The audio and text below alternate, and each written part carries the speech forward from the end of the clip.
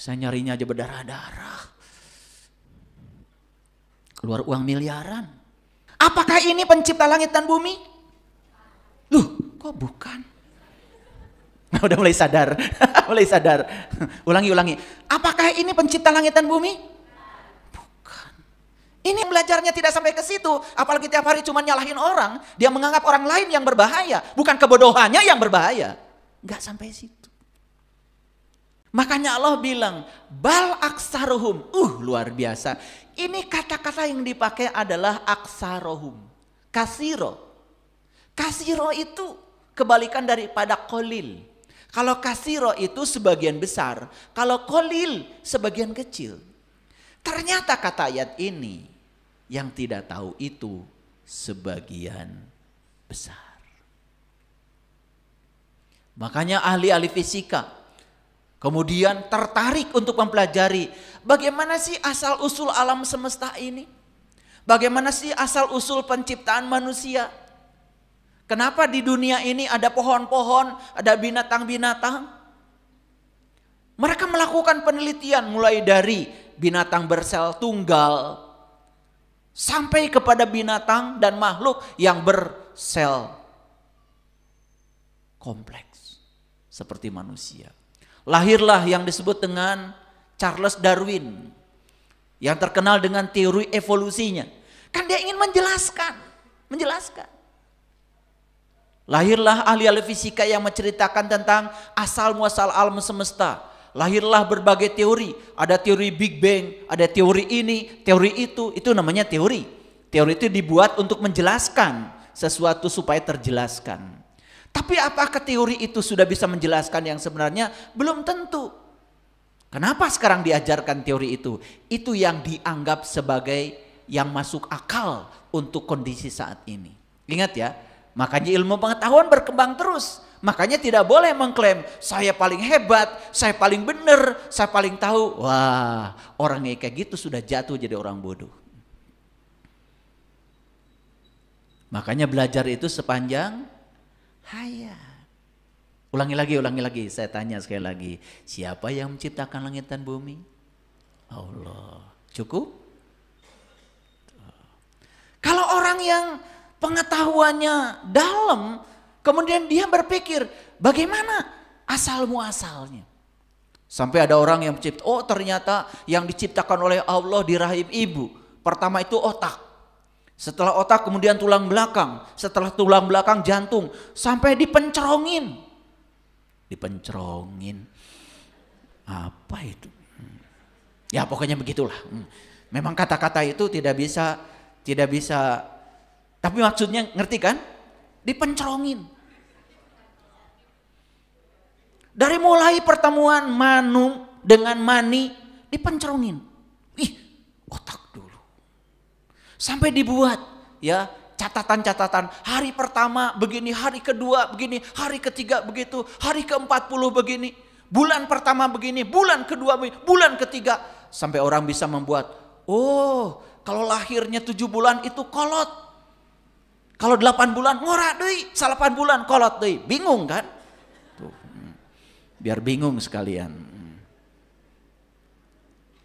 Itu kan karena dipencerongin. Betul nggak? Sampai bisa tahu bagian tubuh yang paling tua di dalam diri kita bagian mana? Itu yang namanya otak. Lalu timbul pertanyaan, kok di Quran ada kata-kata Baitil Atik, rumah tua? Jangan-jangan itu yang dimaksud Allah. Begitu ya cara belajar, betul nggak? Kok di Jakarta ada kota tua, di Semarang ada kota tua, di Bandung ada Dayakolot, buah-buah.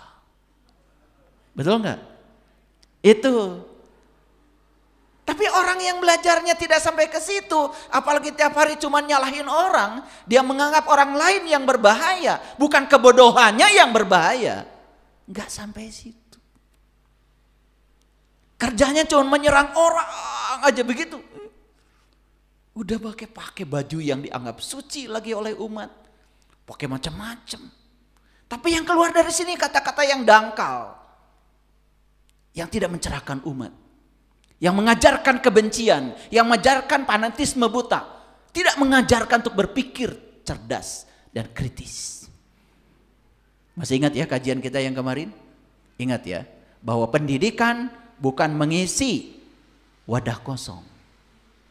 Tapi pendidikan itu pada hakikatnya adalah menggali potensi diri, meningkatkan keterampilan berpikir.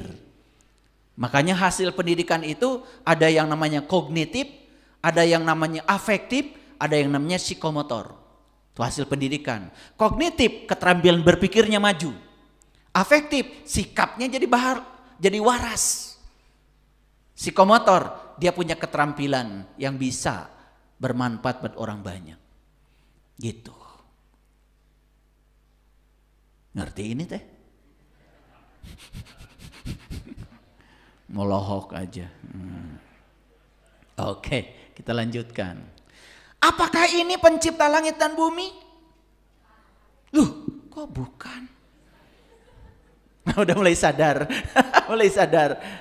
Ulangi. Apakah ini pencipta langit dan bumi? Bukan. Ini apa? Tulisan. Apakah ini punya kemampuan menciptakan? Lah dia juga diciptakan. Saya yang buat.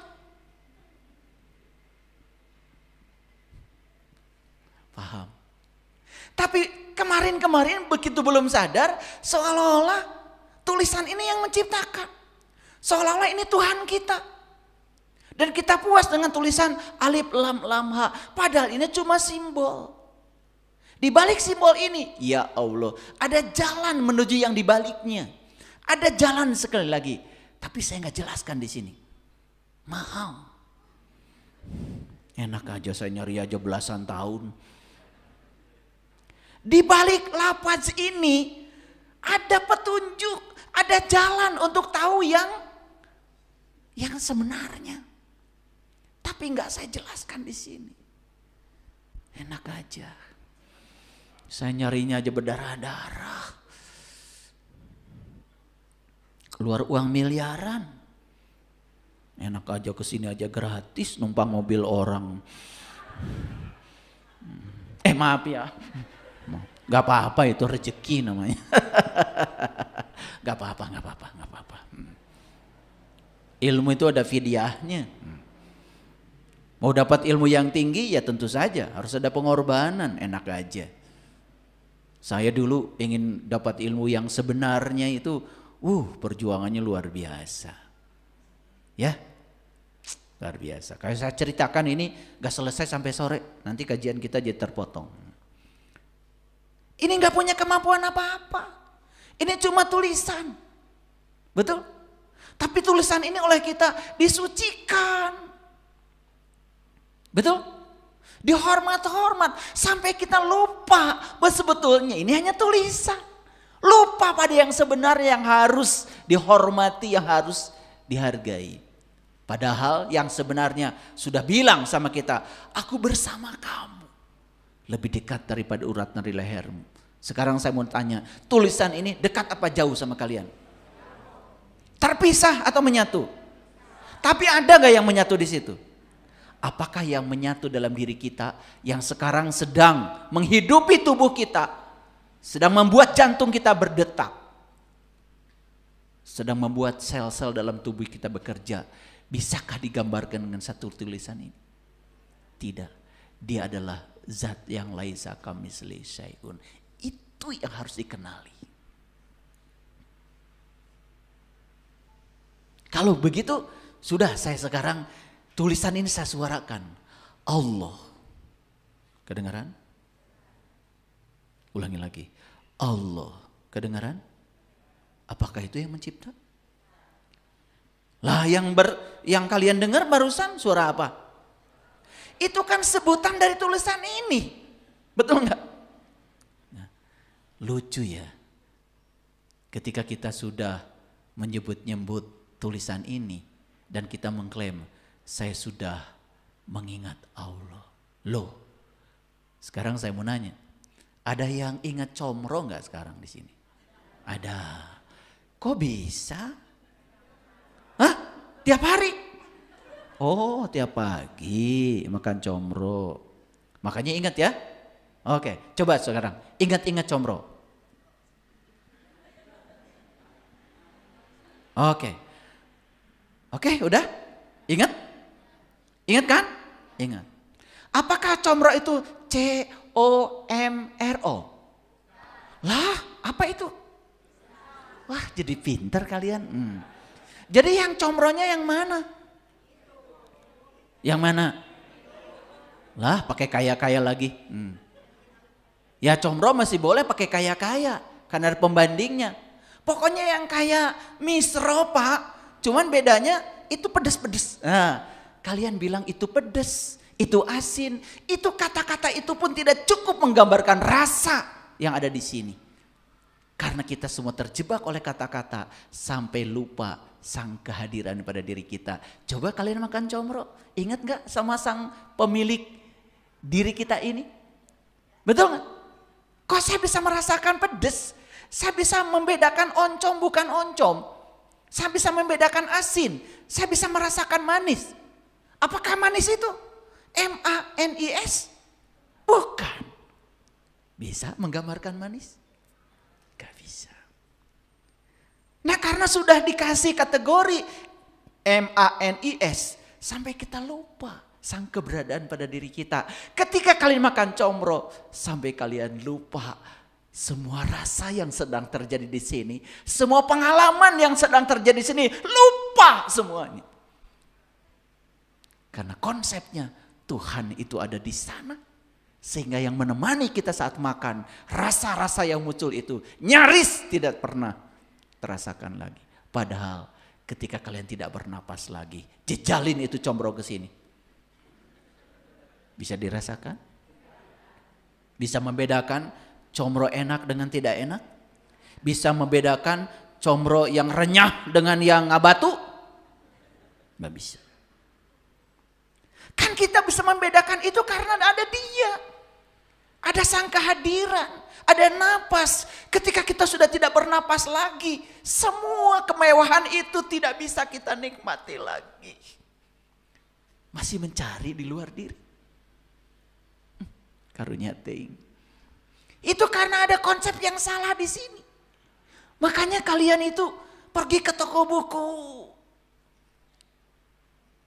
Cari buku yang menjelaskan Tuhan. Dan dikiranya kalau ada buku yang menjelaskan Tuhan, dikiranya itu Tuhan. Ketika kita tahu sifat 20, mulai dari wujud sampai yang terakhir mutakaliman, apal 20. Apakah yang diceritakan oleh kita itu adalah Dia? Enggak ada. Dia itu tidak bisa diceritakan, tidak bisa digambarkan, tidak bisa dipelajarkan, tidak bisa diterangkan. Bahkan Dia tidak punya nama, tapi Dia bisa dirasakan kehadirannya setiap ruang dan waktu bagi mereka yang berkesadaran. Makanya saya sering bilang ya di awal kajian, mari kita puji Dia bersama-sama merasakan kehadirannya. Karena Dia bersama kita meliputi sel dalam tubuh kita. Saya mengulang-ulang kalimat itu, saya berharap kalian sadar.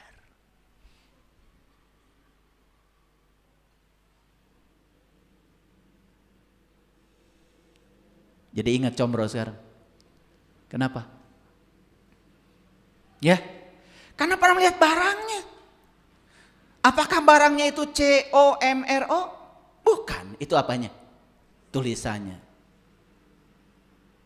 Ini yang saya sebut comro. Apanya itu? Sebutannya. Udah kalau gitu, saya bagi comro ya, silahkan makan. Kok pada diam? Kok pada diam? Kan sudah saya bagi barusan. Sekali lagi kalau gitu, saya bagi comro ya, silahkan. Kok pada diam?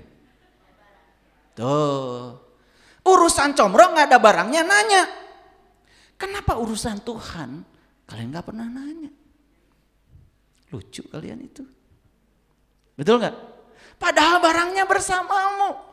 Sampai Allah mengatakan, aku bersamamu dimanapun kamu berada. Tetapi kita selama ini cemas, khawatir, takut. Betul? Seolah-olah Tuhan tidak bersama saya lagi. Seolah-olah dia meninggalkan saya. Jadi di mana pelajaran tauhidnya selama ini? Karena tauhid yang kita pelajari selama ini bukan pengalaman langsung, hanya konstruksi pikiran. Yes? Sampai di sini? Oke, sekarang saya kasih. Ini ada kata-kata bagus nih dari Krishnamurti. Krishnamurti ini mohon maaf ya, keyakinannya berbeda dengan kita. Ya, tetapi kok saya cuplik karena saya tidak melihat orang ini keyakinannya apa. Tapi yang dikatakan benar enggak gitu, masuk akal apa tidak. Coba kita lihat kata-katanya. Saat kita menamai sesuatu, maka kita berhenti melihatnya. Betul? Ya, coba aja. Namai sesuatu. Ada peristiwa yang tidak enak, kasih nama sama kamu. Musibah. Udah, kita tidak bisa melihat lagi kedalaman peristiwa itu. Kita tidak melihat lagi kebenaran di balik peristiwa itu. Cuman ada satu kata aja, musibah. Dan otak kita mengatakan musibah itu pokoknya mengerikan. Lalu kita menolak peristiwa itu, bukan? Dan kenapa kalian menolak peristiwa itu? Karena sudah ada kategori di sini, namanya musibah itu gak enak. Betul nggak? Iya. Saya berulang-ulang sering mengatakan, ibu saya ini orang Tasik dari Cisayong, Raja Pola. Jadi keluarga saya itu dari ibu itu orang Tasik. Kalau keluarga saya dari ayah orang Cirebon. Tapi zaman dulu, zaman revolusi Ngubara itu di Garut. Itu. Dan saya lahir jadinya di Garut. Tapi aslinya ibu saya dari Tasik, bapak saya dari Cirebon. Lahir di Garut, lengkap kan? Jadi keluarga kami itu masih ada di sana, masih ada di Tasik. Waktu Gunung Galunggung meletus itu tahun 83, saya masih ingat itu. Ya. Mau panen gak jadi. Sawah habis, ya, tertimbun oleh debu. Kolam-kolam semua habis rata di sana di Raja Pola. Dan semua keluarga kami mengatakan musibah. Ketika ada orang yang meneliti, ternyata debu letusan gunung Galunggung itu sangat bagus untuk ngecor. Dump truk mulai datang ke Tasik. Mulai pada jual abu letusan gunung Galunggung itu. Satu truknya memiliki nilai tertentu. Loba duit, bilangnya apa sekarang? Berkah. Kalau Allah bisa ngomong, lu bilang dulu musibah, sekarang lu bilang berkah, betul nggak? Kata Allah, bingung gue. Siapa yang ngasih judul itu? Ya kalian juga, betul nggak? Makanya kita hidup itu bukan di dunia nyata sebetulnya. Kita sekarang tuh hidup di dunia konstruksi pikiran. Nah, nanti akan terasa ya setelah selesai kajian ini. Oke, lanjut. Makanya saya belajar dari Krishnamurti. Saya ketika melihat pohon anggrek, saya lepaskan konsep saya tentang anggrek, saya lepaskan konsep saya tentang sebutan itu. Saya pandang, kamu kok bisa seindah ini di ruang kosong. Akhirnya saya juga bisa menyaksikan ruang kosong ini apa kok bisa menghadirkan bunga seindah itu. Padahal saya cuma nanam pohon anggrek, dikasih air setiap hari, dikasih sinar matahari, itu pun dari Allah semua. Airnya dari Allah, sinar mataharinya dari Allah, saya cuma menanam aja. Benar kata Allah di Quran, kamu cuma menanam aja, tapi aku yang menghidupkan. Saya perhatikan dari hari ke hari, ketika dia muncul itu ya, batang untuk calon bunga. Manjang dulu, setelah itu muncul, setiap hari saya saksikan. Di situ saya melihat keajaiban, saya di situ melihat sang kehadiran. Bahkan saya sedang pergi pun sekarang di sini, sang pencipta sedang menciptakan pohon anggrek itu. Saya pulang dari masjid ini nanti, Pasti ada yang berubah dengan pohon anggrek saya. Dia tidak pernah tertidur, tidak pernah terkantuk. Dia benar meliputi semesta raya. Mau nyari kemana lagi? Pernah melihat keajaiban dari pohon Bapak Ibu? Enggak. Piknik, pergi ke gunung, mau bekal. Betul? Ya pokoknya nasi timbal udah ada, sambal tarasi, jengkol putih. Betul? Peda berem, ya, gepuk, ya. Wah udah lengkap.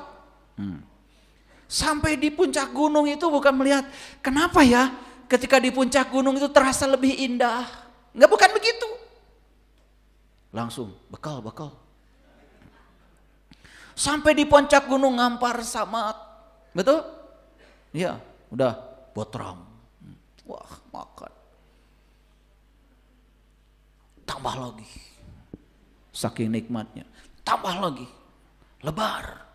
Tambah lagi. Ngagaloler tah sadayana di Nusamak. Betul enggak?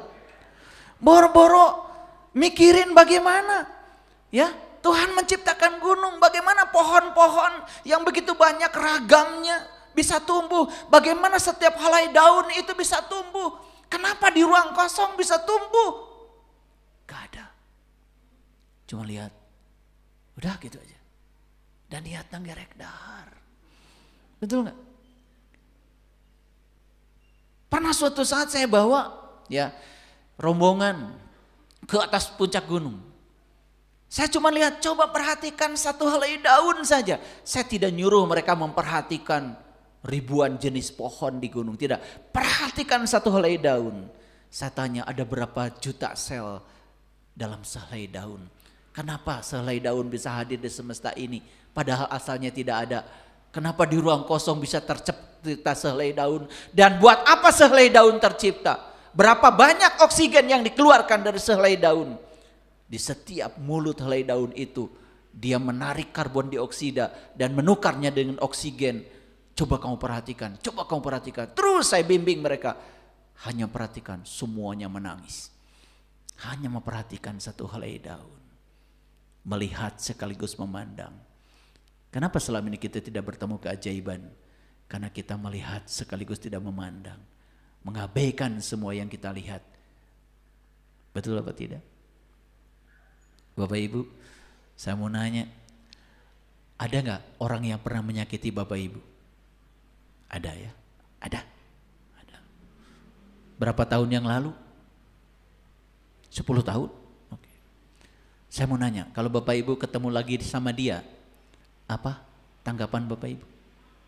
Masih ada label, oh ini orang yang menyakitkan, begitu? Itu label tuh di orang itu atau di otak kita? Ya Allah, itu orang udah baiknya kayak apa? Karena apa? Karena otak tuh begitu. Karena ada memori di sini. Dia menyebalkan itu dulu. Sekarang udah tidak menyebalkan lagi, udah segitu baiknya sama kamu. Tapi kata menyebalkan sudah kita kasih label pada orang itu di otak kita. Saat bertemu orang itu tetap aja bagi kamu menyebalkan. Padahal bagi orang lain dia segitu baiknya. Bagi kamu aja tetap menyebalkan. Jadi yang menyebalkan orangnya atau kamu?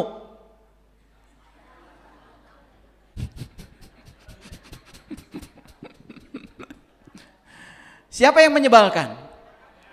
Ternyata yang menyebalkan kacamatamu. Betul Pak tidak? Iya. Dan sekali kita melebali orang itu jahat, menyebalkan, dan itu sepanjang tidak diubah di sini. Walaupun orang itu sudah berubah, tetap saja kau akan memandang orang itu menyebalkan. Kita punya pasangan, mungkin pernah melakukan kesalahan selama berumah tangga. Ya apa tidak? Masih sebel sekarang? Siapa yang menyebalkan? Nah, kamu. Paham sekarang ya? Dia sudah begitu baik. Begitu sayang sama kamu. Tapi terus aja. Label itu tidak kamu cabut di otakmu tentang orang itu. Itu kebodohan kita selama ini, bukan? Oke, mari kita lihat sekarang Bapak Ibu. Apa perbedaan realitas dan bayangan pola pikir? Yuk kita ngaji. Apa perbedaan realitas dan bayangan pola pikir? Realitas itu yang sebenarnya. Nah, bayangan pola pikir berarti konstruksi pikiran. Oke? Nah, setuju nggak dengan saya? Kalau hidup kita ini sekarang kan dikepung oleh benda-benda. Oke? Dikepung oleh peristiwa-peristiwa. Betul? Nah, setiap benda punya nama. Setiap peristiwa punya nama. Setiap benda dan peristiwa punya definisi, setuju? Setiap benda peristiwa punya kategori, betul? Dan itu kan yang dikerjakan di sekolah. Memberi nama semua, betul nggak? Ya. Pokoknya yang kayak gini namanya, bahasa Indonesianya pare. Pare. Padi. Bahasa Garutnya pare. Bahasa Latinnya ada yang ingat? Orija Satipa. Betul nggak? Pasea atau orang Latin jeung orang Garut lain, iya mah pare. Betul nggak? Orija Satipa. Oh, berantem. Padahal barangnya sama. Betul nggak? Itu bahayanya belum tahu barang, tapi namanya lain-lain, kan bahaya. Makanya lebih bagus tahu parenya, tahu padinya. Sebelum kita tahu banyak nama. Karena dulu juga ngaranan. Sama kayak kalian. Betul? Iya. Kan yang ngasih nama kamu Oneng. Bukan Tuhan. Gak ada, dari lahir udah ada tulisan Oneng. Betul gak? Ya bapaknya ditanya kenapa namanya Oneng. Ya waktu lahir warnanya kulitnya koneng gitu. Gampang kan? Oneng aja kan gitu. Meta sarua teuing jeung koneng cenah. Piceun kana. Tapi itu kan buatan kita. Betul enggak? Tapi bahayanya ketika sudah dikasih nama Oneng, jadi terbatas kita melihat orang itu. Keajaiban pada orang itu nyaris hilang karena sudah dikurung oleh kata Oneng. Betul enggak? Itulah makanya sekarang ya, kalau pulang ke rumah sudah jangan bilang ini suami saya, ini istri saya. Ya, kata suami, kata istri membatasi. Apalagi suaminya pernah menyakiti. Suami saya, oh itu yang pernah menyakiti saya, padahal udah bagus kan? Betul nggak? Sesekali kita harus melihat dia dalam keheningan tanpa nama. Coba, nanti bisa ngerangkul itu. Oh ternyata di balik kamu ada keajaiban yang luar biasa. Saya melihat energi halus yang sangat universal yang ada pada diri kamu. Saya melihat kamu sebagai manifestasi dari sang pemilik semesta. Keren itu. Pernah gitu enggak? Boro-boro. Sebel kasih eta teh. Betul enggak? Iya. Begitu dengar suami ibu teh yang mana? Eta geuning anu pelit. Tuh. Betul enggak? Kata pelit sudah membatasi. Betul enggak? Betul enggak? Rek bager kumaha ge tetep pelit. Ngerti maksud saya? Itu bahaya. Sedangkan kita sekarang dikepung oleh nama, definisi, kategori, dan kita pun sekolah diajarkan nama-nama dan definisi. Masih ingat gak dulu waktu ujian? Betul gak? Apa yang dimaksud dengan ikan? Tuh. Betul gak? Itu.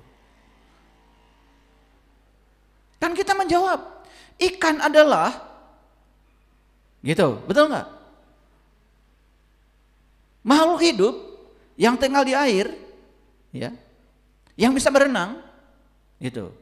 Karena dari gurunya begitu diulang aja. Padahal kata-kata yang diajarkan guru kepada kita tentang ikan jauh melampaui kata-kata itu.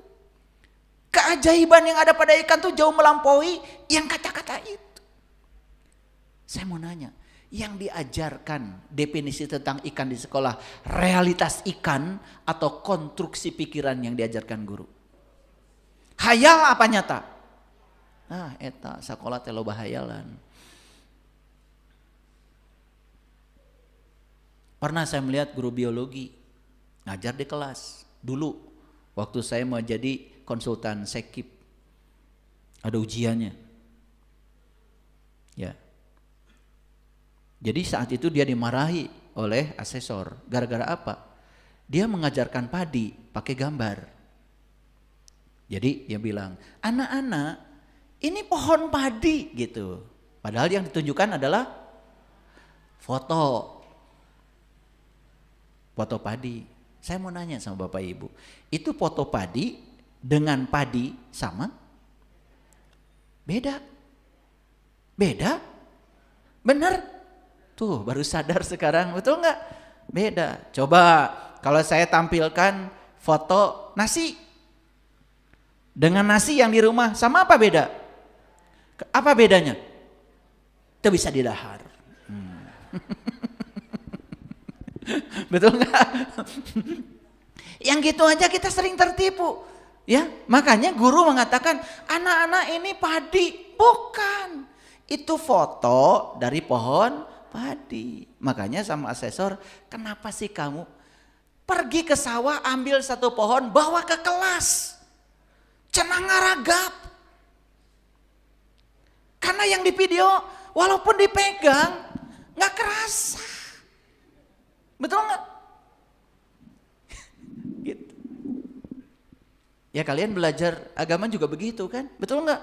Iya. Kalau saya ajarkan yang langsung mengalami nggak mau, tapi yang konstruksi pikiran mau. Ya, yang langsung merasakan surga dan neraka nggak mau. Tapi yang ada di konstruksi pikiran, surga adalah, neraka adalah, mau. Makanya di sini cuma definisi. Nah, saya mau nanya sekali lagi, itu kenyataan atau konstruksi pikiran? Jangan-jangan kita beragama di konstruksi pikiran. Jangan-jangan kita berdoa di konstruksi pikiran. Jangan-jangan kita hidup selama bertahun-tahun bukan di realitas, tapi di konstruksi pikiran. Oke, mulai sadar sekarang? Oke.